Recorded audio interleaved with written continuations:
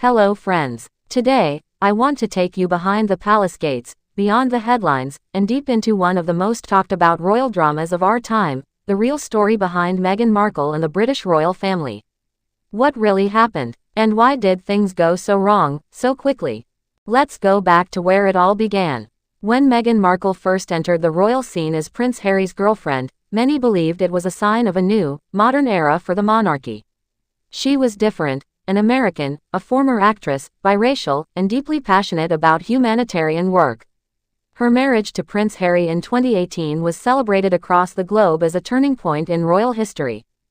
But what looked like a fairy tale on the outside was already starting to crack behind the scenes. The British media wasted no time. Meghan was scrutinized for everything: what she wore, how she acted, what her family did, even how she held her baby bump.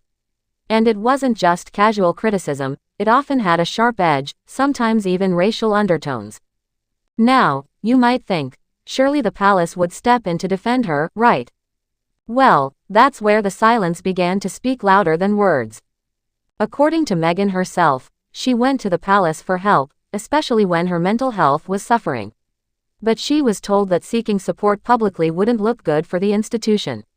Imagine that. Being in the center of a media firestorm, needing help, and being told, this might damage the monarchy.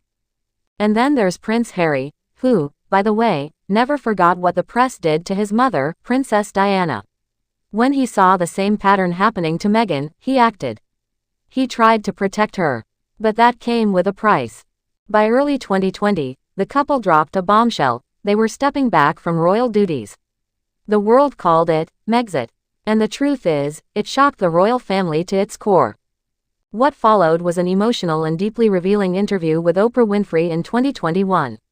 Meghan and Harry shared things that shook everyone, including claims that a senior royal had made comments about the skin color of their unborn child.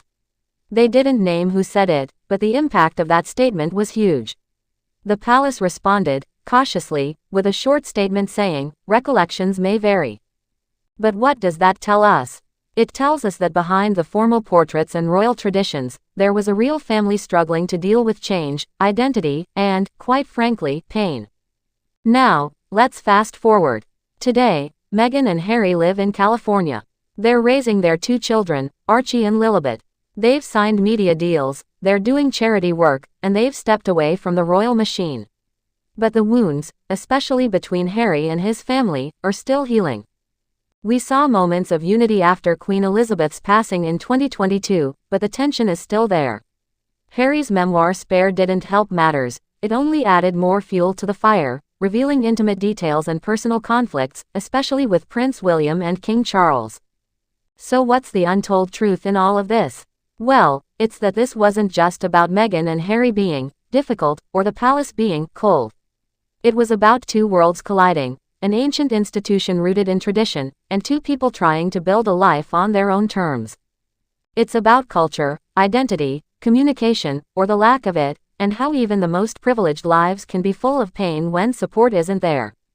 And let me say this: whether you believe Harry and Meghan were right to step away, or you think they went too far, one thing is clear: their story has forever changed the way we see the royal family. It has opened up conversations about race, mental health, media ethics, and what it really means to belong. So, the next time we see a headline about Meghan or Harry, let's pause for a moment. Because behind every story is a truth that's rarely told in full. And maybe, just maybe, this story isn't over yet. Thanks for watching. Please like, share and subscribe my channel.